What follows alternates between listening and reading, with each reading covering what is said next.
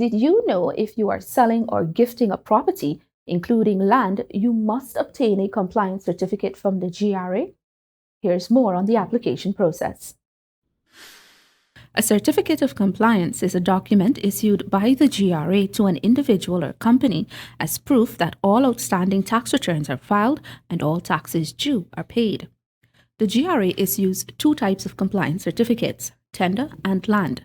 A land certificate of compliance is required by law, Natalie Moore, Manager of Tax Compliance and Enforcement, notes. That is required when you are disposing of a property, either by way of selling or by gift. Only the person disposing or gifting the property or land or the holder of a power of attorney can make an application for a land compliance certificate. Ms. Moore outlines the application process.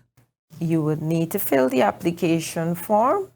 For land compliances, we need a copy of the transport, title, or lease. We would need a copy of the agreement of sale if you are selling the property.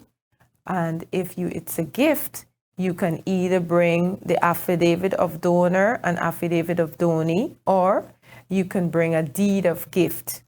Those are the requirements, the basic requirements for the transfer of property. The applicant would also need to provide a copy of their identification card or passport, TIN of both the vendor or purchaser or donor or donee, as well as a power of attorney where applicable. Ms. Moore cautions you may also need to provide a valuation of the property. If the property was acquired before 2011, we may ask you to provide a valuation which shows us what the 2011 value is.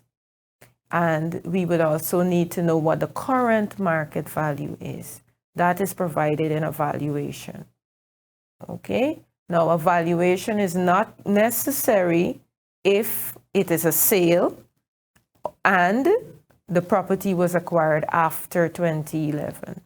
An application for a land compliance is also allowed to provide documentary evidence of expenses incurred in the transaction. In applying for a land compliance, you're also allowed to claim certain expenses. If you did any major improvements to the property, you are allowed to claim for those improvements by providing an improvement schedule.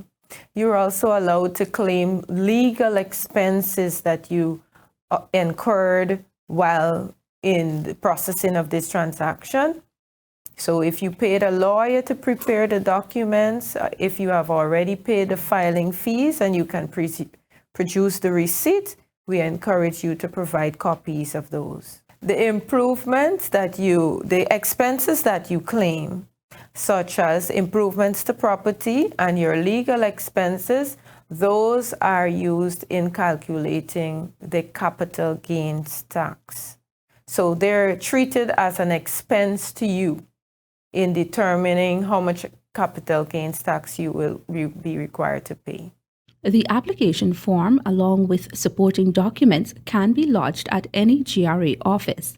The staff will go through the documents and check the tax status of the taxpayer and make sure that all the documents are accurate and all the documents that were supposed to have been submitted have been submitted. The processing of a land certificate of compliance takes approximately 3 to 5 working days.